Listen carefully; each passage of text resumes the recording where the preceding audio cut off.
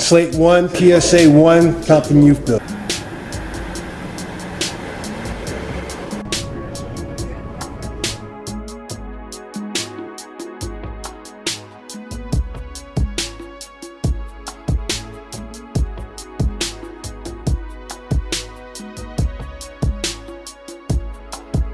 Welcome to our Media Arts and Broadcast Apprenticeship program. Based at Compton YouthBuild as a pilot course, it gives students a broader foundation for leadership roles in both the community and their future in the working world. They're taught positive diction and inflection exercises, investigative thinking, leadership in diverse environments, collaborative team skills, and financial responsibility. I'm Jeff Jaggers, founder of KTNG.org. This is my class. Thousands and thousands of years ago, I would say 30 or 40 years ago, radio stations and television stations and even the recording industry, and even on every spectrum of it, whether it's on TV or radio, everybody used tape. When the internet showed up, tape died. So now it's just digital. This, digital that, digital this, digital that. There's a lot of digital stuff that's going on. Even on your cell phones, you can now actually work that as a main computer, to where you can record, you can film, you can report, you can write, you can blog, and you can talk to text anybody in the world, whatever it is that you got going on. As long as you're texting and Facebooking, you're writing.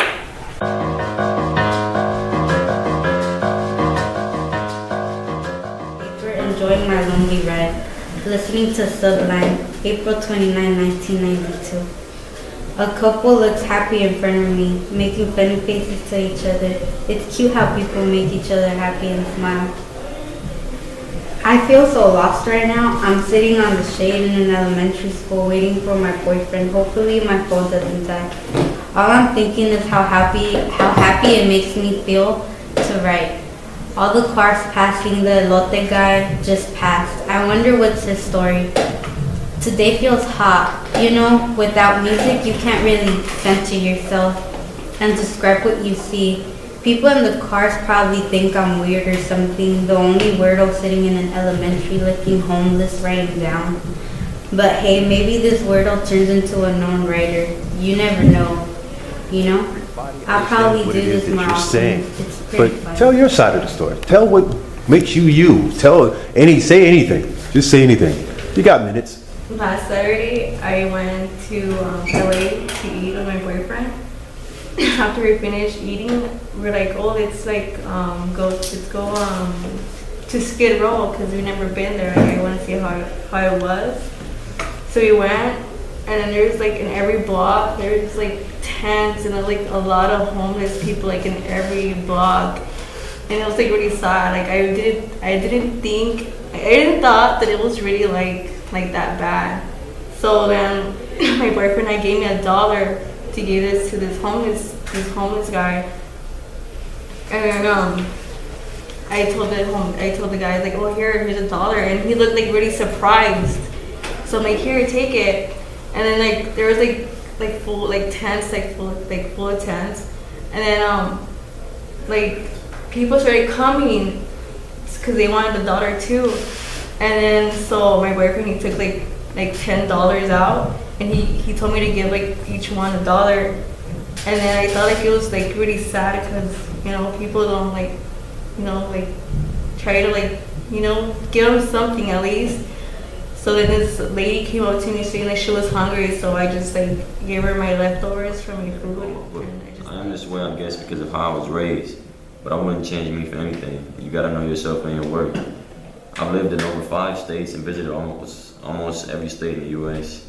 Moving to me always sucked because I was lose close friends to start a new life, and it was always continuous. I started doing music at the age of 7 with my stepdad and also played football. The music always touched my heart because no matter how many times I moved, music always stayed with me. I always loved to write silly songs just for the fun of it, because I took football more serious. When my mom had left me in Atlanta when I was 15, I started to take music more serious as a way to vent since I was alone. Since that year, I have not stopped writing music and even took it more serious than football. Well, I go boxing Tuesdays and Thursdays at Hell Coming in Torrance. Tuesdays we sparred against everybody. The teacher put us in a circle, so everybody was going one-on-one. So we were basically sparring versus everybody, but it was just one going against everybody. And then my friend would be joking around, and he's like Hajuke, and I got punched in the face because I was laughing. So then Thursday, which would be yesterday, we were just practicing on our techniques. So when the test comes, we'll be able to know what it was. And we're just pretending to be humans at this moment. So, he's the most beautiful soul I've ever met.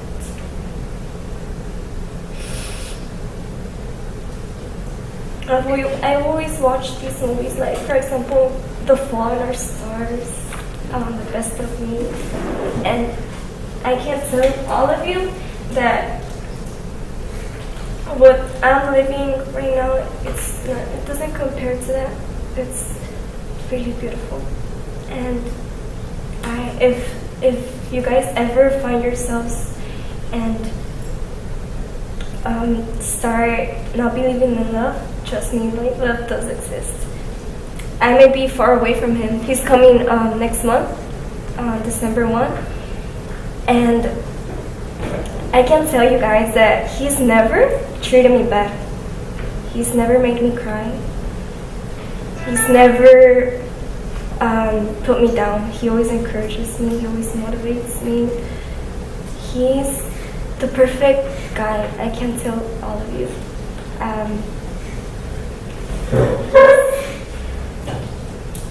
He's a beautiful soul on this earth. And I'm so happy that I met him. I wish I could have met him here, close to me, but things happen. But I'm really happy that I met the guy that I've always dreamed of. He's texting me right now. So, yeah, I believe in love. I once stopped believing in love. Every day, Yes, they told me. I believe in love. Beautiful. lost, poverty, but still managed to get, my own. It's hard. I want to use music to free myself from everything that's going on, Like, I can't talk about it, to be real.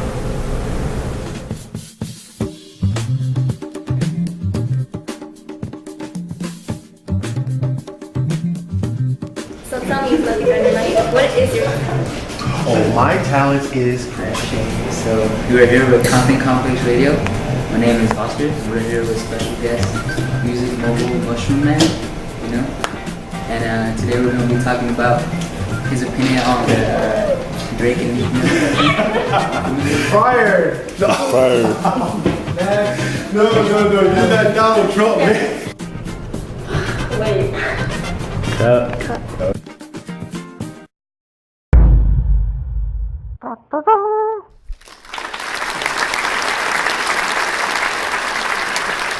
My name is Sanchez. I'm from Comtpon. How you doing, Ivan? Media. Nice Good to meet to you. you. Very well, very Well, well. I will have some questions for you. Okay. Who are you and where are you from? Well, my name is Orlando Hutcherson. I'm from Los Angeles. Went to high school in Inglewood. Part of my life was spent here in Compton and Willowbrook. That's who I am. I'm a chef. I'm a father. I'm a grandfather. I'm a musician. I'm a cyclist. A whole lot of things. Living life, enjoy it. How long have you been in the culinary arts? Maybe around 35 years. I started with my mother. She had a catering business in Old Venice Beach, and I used to work with her in the industry back in the 70s. And then I went on to the Navy, and I ended up being a cook in the Navy. And then I swore when I got the Navy that I would never do it again. Because, I was young, I'm like, I hate this. And then I realized that this is what I do. And so I moved from LA to Santa Barbara and went to culinary school. And that was around 85 or so. And I did that basically just so I could know I could have a job. Because I knew if I went to school, learned about it, I'd have a job. And as I progressed in Santa Barbara, I just kept taking steps up. I worked real hard, taking steps up. And I hope you don't mind me telling you this, I was working an event one night. And to that point, I was working with chefs that wouldn't even speak to me. I remember that. And at this particular night, I was working side by side with these chefs. And they were talking to me. I'm like, okay, I guess I'm in. And when I realized I stepped into the realm of chefs is when a waiter came back to the kitchen. And he came to me. I don't remember anything else he said, but chef, do you da-da-da-da-da-da? And from that point on, I'm like, oh, I guess I'm a chef. And then things just started happening. I got my first executive chef position in Detroit, Michigan, and it went on from there. What are your teaching at Compton YouthBuild style of recipes or the homemade type of people? Well, the interesting thing is that a lot of students come to me, and the thought is originally, the students that I have now know better, that it's a cooking class, and it's not a cooking class. What my class is to prepare them to work in the industry, to work almost any industry, because in any industry, you have to be professional. You have to be responsible. You have to be all the things that it takes to maintain a job. In the culinary industry, it's very, very tough. You gotta be tough. You work a lot of hard, long hours. It takes years, some time to make the money. I don't know one chef that hasn't been fired before, and my students have heard me say this. But what they learn, not only do they learn about food, but they also learn about sanitation. They learn about ingredients. They learn how to use the ingredients. They learn how to pay attention to detail. Because I go over things. I go over and over and over things so they can retain it. And I figure that being repetitive has helped them to learn to this point. So it's just not cooking. It's a whole lot of other things. What are your hopes for your graduating class? Well, I tell them all the time, I don't know that there'll be any chefs that come out of this. They could be, and I would help them. My hopes is that they've spent time with me, and because of the association with me, that they leave just wanting to be professional, wanting to be productive, wanting to be positive, whether it's in the culinary industry or whatever they pick. I put an emphasis on further education, and being responsible, and the idea that at one point all of them will have to take care of themselves, and they won't have their parents to depend on. So I hope they leave me with all that stuff, and when they start dealing with things, they remember, wow, the chef told me this. So that's what I hope they do. Do you have a signature dish? The signature dish? No, I really don't. And people ask me that all the time, but I've been in the industry so long, and I've done so much in so many different areas. I can say that almost anything, whatever I cook, I like for it to come out good. In terms of accomplishments, in terms of work and what I would accomplish in terms of a dish, or if I had to look at anything, what I can offer one of my students in terms of success, that would be a signature dish for me. What I pass on is what makes the biggest difference at this point in my career. Well, thank you for writing Compton YouthBuild Media. Well, thank you. Father Sanchez, have a good day. Thank you very much. By introducing methods of creative expression, students are hands-on in leadership and teamwork criteria, technical application, and public speaking. The Apprenticeship program for Media Arts makes a viable elective in the global educational community. Skill sets in professional writing, journalism, film, and community art are a first for both ktng.org and Compton YouthBuild. This is more than an opportunity to transform communities into true family-friendly environments of art and technical commerce for generations to come. It becomes a motivator for students to be the very best leaders in what they'll be in life. Besides, I like what I do and it shows. We are one up. My name is Oscar, and I want to be a media arts journalist, a writer, and an editor. And my dream school would be University of California, Berkeley School of Journalism. So you could show this to them. My name is Stephanie, and my dream is to be. I want to help the youth, young people. So I want to be like a therapist. So, yeah. My name is Candelario Miranda, and I want to be an artist. Why? Because I'm a good drawer, you know, and I want to be out there like making murals instead of graffiti. My name is Vanessa. My dream is to become a fitness trainer. All I have to do is to go to a program and get a certificate. My name is Steven. I want to be like a photographer, aside with a graphic designer. Make my own blog, and just do some small gigs for some companies and shoot some models, and aside with that, do some landscape photography, anything that matter. My name is Jocelyn.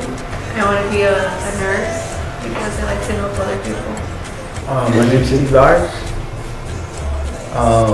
My dream is to fulfill my brother's dream of automotive technology. Since he passed away, he was at UEI College studying for automotive technology. He passed away his first semester there. So I want to fulfill his dream on automotive technology. I'm Kamaka. I want to be a corner. And I'm just used to seeing dead bodies after I saw my cousin and auntie bodies. My name is Billy. I want to be a mechanic because I want to drive fast cars. I want to make cars faster. I want to work on every car. Gotta love the living room MC. Yeah. For all my jockers and my shockers. Y'all know what this is. We right here in the living room, kid. After 5, I'm still alive. Back down the way, my spot's a dive.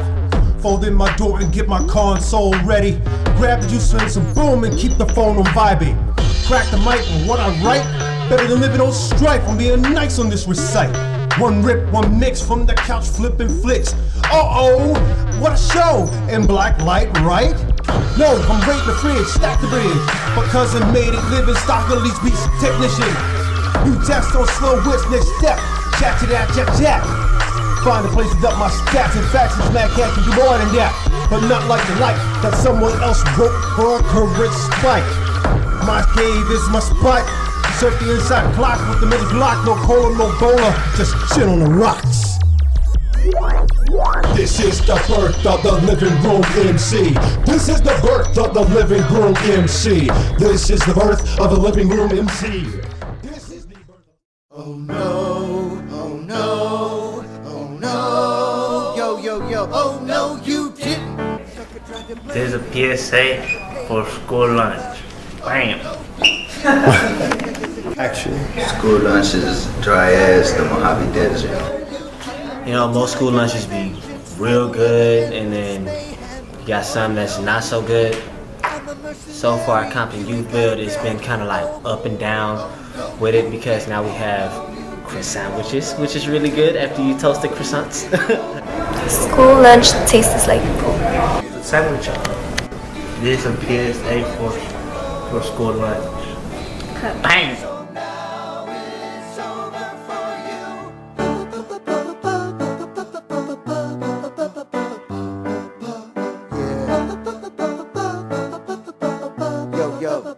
Check it out. Oh no, you didn't. First you try to trap me, then you bust a cap in my